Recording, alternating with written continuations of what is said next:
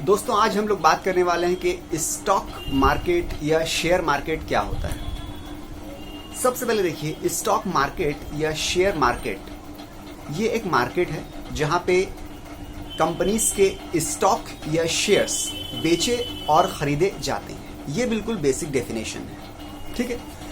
अब देखिए, इंडिया में, पूरे इंडिया में स्टॉक मार्केट्स कितने हैं? पूरे इंडिया में 2 स्टॉक मार्केट हैं जहां पे आप कंपनी के स्टॉक्स को बेच या खरीद सकते हैं। एक है बॉम्बे स्टॉक एक्सचेंज, जिसको BSE भी बोलते हैं। दूसरा है नेशनल स्टॉक एक्सचेंज, जिसको NSE भी बोलते हैं। बॉम्बे स्टॉक एक्सचेंज के अंडर में 5000 से ज्यादा कंपनीज एनलिस्टेड है।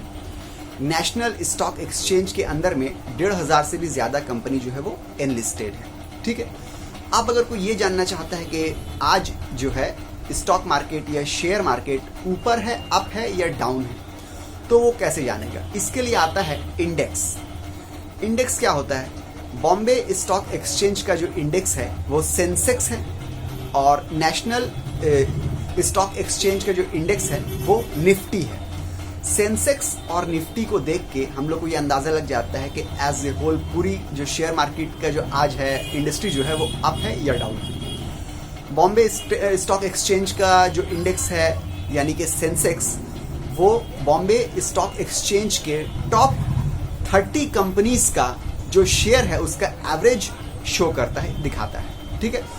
तो टॉप 30 कंपनी का जब आप शेयर का एवरेज देखते हैं तो आपको अंदाजा लग जाता है कि आज market Bombay stock exchange up है या डाउन है।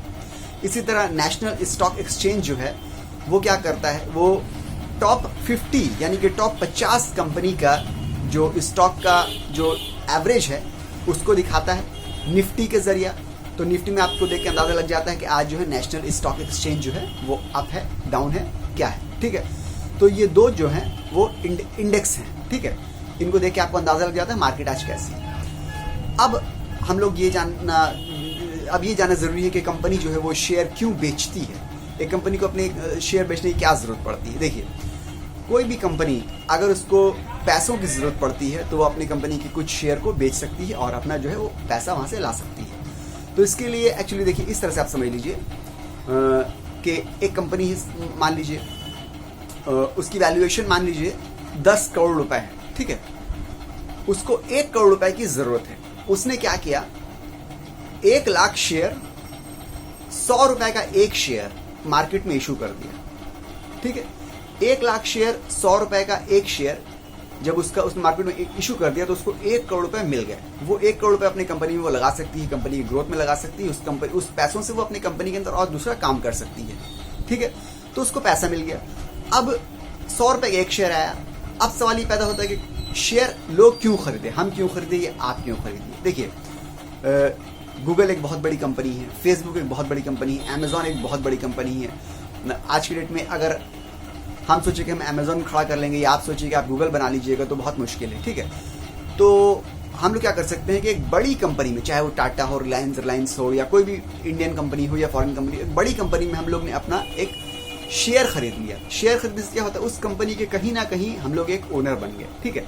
तो अब वो कंपनी जब ग्रो करेगी तो उसका जो प्रॉफिट का फायदा है वो हम लोग को भी होगा, और अगर लॉस करती है तो हम लोग को भी नुकसान होगा ऑब्वियसली, ठीक है। मगर उतना ही होगा जितना हम लोग का शेयर है। तो हम लोग ने यहाँ बात करते कि 100 रुपए का अगर एक शेयर हम लोग ने खरीदा, मान लीजिए उस कंपनी की वैल्यूएशन थी 10 करोड़, जो हम लोग एग्जाम्पल में बता रहे थे आपको। मान लीजिए 1 साल बाद उस कंपनी की वैल्यूएशन जो है 10 करोड़ से बढ़ के 20 करोड़ हो गई। तो जो एक शेयर हमने खरीदा था 100 रुपए का, उस शेयर की वैल्यूएशन भी, उस एक शेयर की वैल्यूएशन भी 100 रुपए से अब बढ़ के 200 रुपए हो जाएगी। यानी कि देखिए, कंपनी ने जब ग्रो किया तो मेरे शेयर की वैल्यूएशन जो 100 रुपए हमने खरीदा था वो 200 रुपए हो गया, यानी कि 100 रुपए का हमको फायदा हो गया। अब इसी तरह अगर कंपनी मान लीजिए लॉस करती है, अगर नुकसान में आ जाती है कंपनी, तो कंपनी की वैल्यूएशन 10 करोड़ थी, जो मान लीजिए अगर वो नुकसान करती है तो मेरा जो शेयर है वो 100 रुपए का हमने खरीदा था, हो सकता है वो 50 का हो जाए, 80 का हो जाए। जितना कंपनी नुकसान करेगी उस हिसाब से हमको मेरे शेयर के भी प्राइस जो है घट जाएगा। अगर प्राइस बढ़ता है तो हम अपने शेयर को मार्केट में बेच देंगे और बेचने के बाद प्रॉफिट लेके वहां से निकल जाएंगे, ठीक है। अब ये सब जो शेयर मार्केट में जो शेयर खरीदा जा रहा है, बेचा जा रहा है, कंपनी अपनी एनलिस्ट करवा रही है अपने आप को, अपने शेयर बेच रही है, लोग खरीद रही है, सबको गवर्न कर रहा है, सबको हैंडल कर रहा है, मैनेज कर रहा है, एक बॉडी जिसको बोलते हैं सेबी, ठीक है, security and exchange board of India, ये सब मैनेज कर रहा है, ठीक है।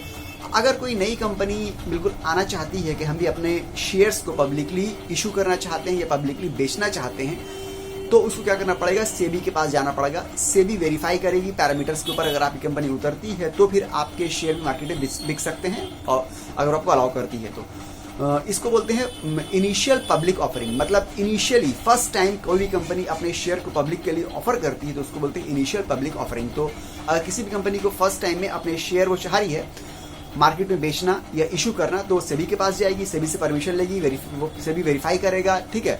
उसके बाद अगर परमिशन मिल जाती है तो अपने शेयर को बेच सकती है, उसको बोलते हैं IPO यानी कि इनिशियल पब्लिक ऑफरिंग, ठीक है। इसके बाद आप उसके शेयर को खरीद सकते हैं एज ए पब्लिक, ठीक है। अब देखिए, अगर आप या हम किसी को बिल्कुल इनिशियल लेवल पे हम लोग आ रहे हैं, अगर हम लोग को शेयर खरीदना है तो हम लोग क्या करना पड़ेगा, हम लोग को स्टॉक ब्रोकर्स होते हैं, हम लोग को उनके पास जाना पड़ेगा और हम लोग अपना अकाउंट खोल सकते हैं, रजिस्ट्रेशन करवा सकते हैं। स्टॉक ब्रोकर आजकल जो फेमस स्टॉक ब्रोकर हैं वो हैं जीरोधा, इसके अलावा अप स्टॉक्स, इसके अलावा ग्रो, ये तीनों जो है फेमस है। इसके अलावा और भी है बहुत फेमस दूसरे भी हैं।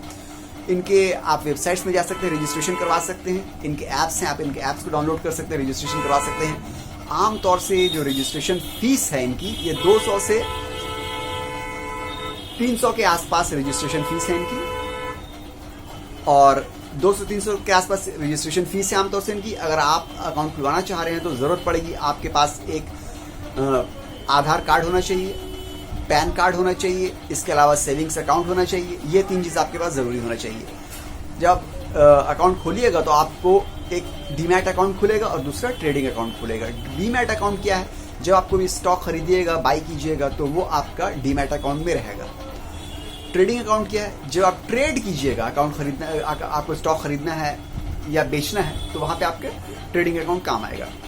जैसे सेविंग्स अकाउंट में आपके पैसे जो हैं वो सेव होकर रहते हैं, उसी तरह डीमैट अकाउंट में आपके जो स्टॉक्स हैं वो भी टेम्पररी तौर पे वहाँ पे रहते हैं। आपके जो शेयर्स हैं या स्टॉक्स हैं आपके डीमैट अकाउंट में रहते हैं, ठीक है।